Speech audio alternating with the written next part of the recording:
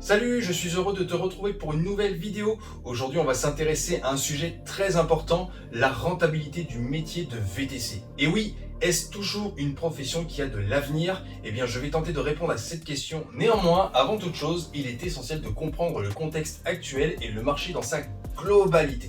En effet, entre les réformes autour des voitures, diesel et essence, bientôt interdites dans certaines villes, les véhicules hybrides et électriques moins accessibles, la hausse du prix du carburant, les prix de course de plateformes numériques souvent très faibles, une chose est certaine, c'est qu'avant de se lancer dans cette activité, il faut tout d'abord réfléchir à une stratégie. T'es prêt? Alors on se lance.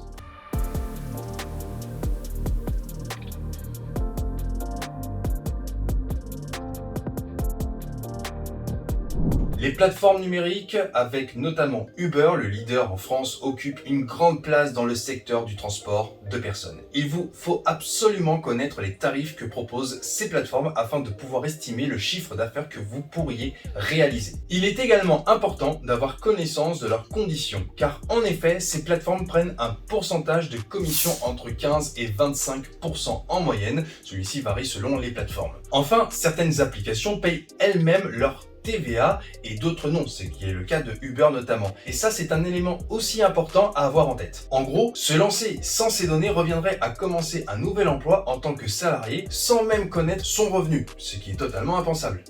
Maintenant, on va s'intéresser aux VTC qui souhaitent avoir leurs propres clients. Bien que beaucoup d'entreprises soient sur le marché du VTC depuis de nombreuses années, vous verrez que pour certaines d'entre elles, les tarifs proposés ne sont pas si éloignés de ceux proposés par les applications. Les questions que tu dois te poser, et cela pour tout nouveau projet, que ce soit du VTC ou non, sont les suivantes. Déjà, quoi? Qu'est-ce que je vends? Le service que je propose.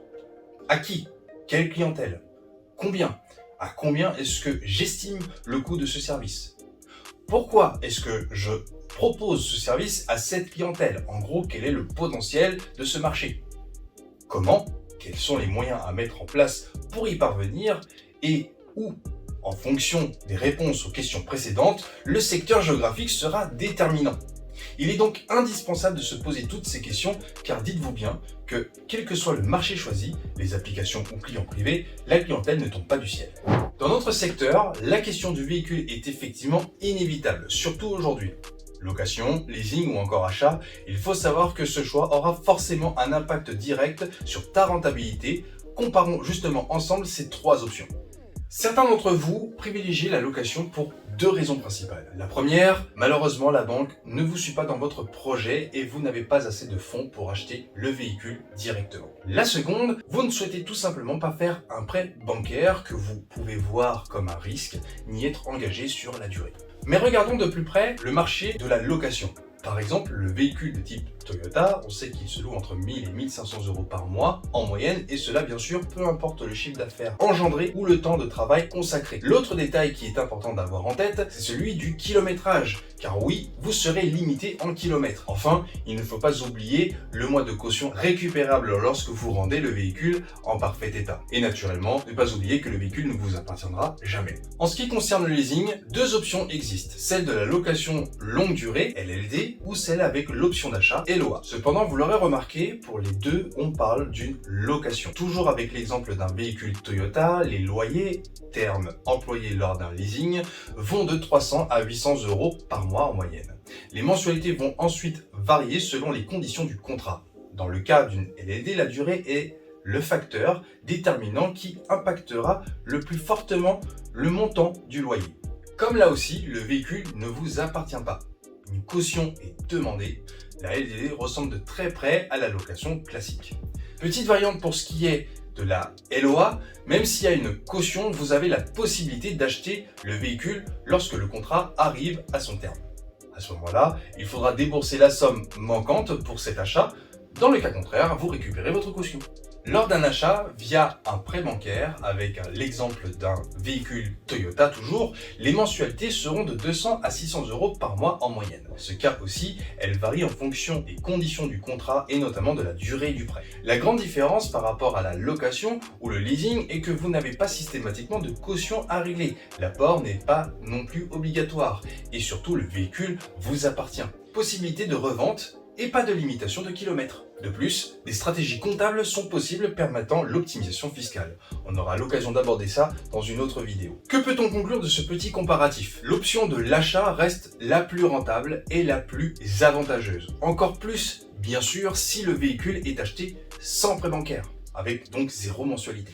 La location est vraiment à garder en cas de dernier recours et le leasing est un compromis entre l'achat et la location. On va maintenant s'intéresser à l'énergie. Tout d'abord, il y a 3 faits que nous pouvons observer. Le premier, c'est les politiques en place qui nous poussent à quitter les motorisations thermiques en nous orientant vers l'électrique, notamment grâce aux aides de l'État apportées lors d'un achat pouvant aller jusqu'à 18 000 €. Le deuxième, c'est certaines plateformes numériques qui interdisent aux nouveaux chauffeurs l'utilisation d'un véhicule thermique et n'autorisent que les véhicules hybrides et électriques. Et le troisième fait, c'est l'augmentation du prix du carburant.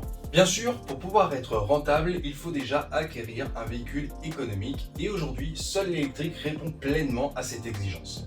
Mais vous me répondrez que le prix d'achat n'est pas le même comparé à celui d'un véhicule à moteur thermique et c'est bien vrai. Cependant, si on compare la motorisation essence-diesel face à un électrique sur un trajet identique, l'électrique restera bien plus économique. Mais attention, cela n'est pas forcément adapté à tous. Certains ont besoin de s'intéresser à leurs clients ou encore le secteur géographique ne le permet pas. Quant à l'hybride, c'est comme le leasing, c'est un compromis entre le moteur 100% thermique et le 100% électrique. Maintenant, on va s'intéresser à la forme juridique. C'est certainement l'étape la plus importante pour assurer une bonne rentabilité. Si vous ne vous interrogez pas sur la forme juridique que prendra votre projet par rapport à vos ambitions professionnelles mais également personnelles, votre rentabilité pourrait être divisée par 2.